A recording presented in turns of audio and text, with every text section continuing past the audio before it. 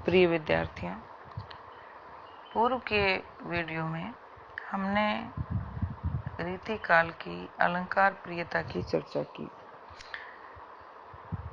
उसी क्रम को आगे बढ़ाते हुए मैं आपको बताना चाहती हूँ कि अलंकार प्रियता की प्रधानता को देखकर ही मिश्र बंधुओं ने इस काल का नाम अलंकार काल रखा था और इस काल के कलाकारों की मनोवृत्ति काव्य को अलंकृत करने वाली ही थी। परंतु इतना ही नहीं है, अलंकारों के साथ साथ इन्होंने भक्ति और नीति का काव्य भी लिखा है। श्रृंगार काल में यहाँ वहाँ भक्ति और नीति से संबंधित काव्य भी देखने को मिलता है।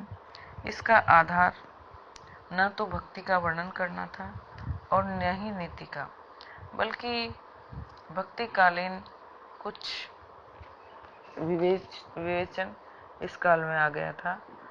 तो अपनी बहुज्ञता को प्रदर्शित करने के लिए या अपने आश्रयदाता को प्रसन्न करने के लिए कहीं कहीं इन्होंने नीति संबंधी रचनाएं भी की हैं।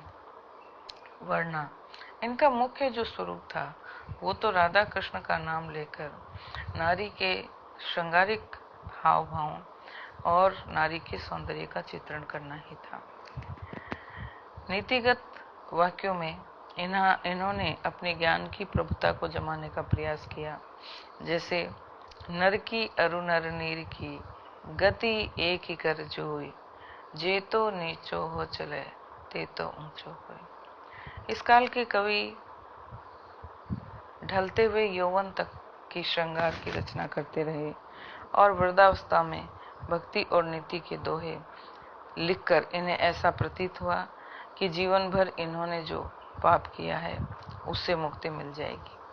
पाप इस रूप में कि काव्य के धनी होकर भी इन्होंने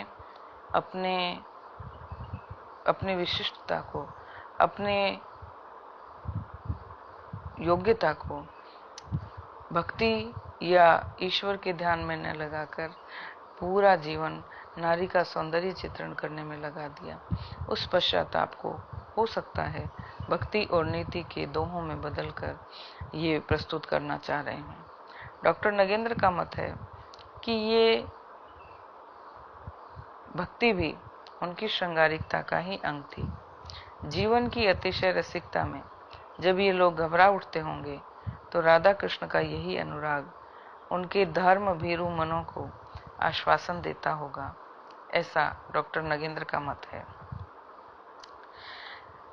इन विवरणों के साथ साथ ही इस काल की जो एक अन्य विशेषता है वो ये है कि इन्होंने मुक्तक शैली में काव्य लिखा है, यानी प्रबंध काव्यों की रचना नहीं की है। प्रबंध काव्यों के अंतर्गत किसी भी नायक या कोई भी कवि अपने नायक का जीवन पर्यंत विवरण प्रस्तुत करता है और मुक्तक काव्य के अंतर्गत जो पद लिखे जाते हैं उनका पूर्वापर कोई संबंध नहीं होता, वो एक दूसरे से मुक्त होते हैं। तो इस प्रकार श्रृंगार काल के कवियों ने मुख्य रूप से आश्रयदाताओं को संतुष्ट करने के लिए काव्य लिखा। ऐसी स्थिति में मुक्तक शैली जो थी वही उनके लिए अधिक उपयुक्त थी, क्योंकि प्रबंध काव्य में निरंतरता एक रस्ता बनी रहती है और उसको सुनने के लिए बहुत धैर्य की भी आवश्यकता होती है।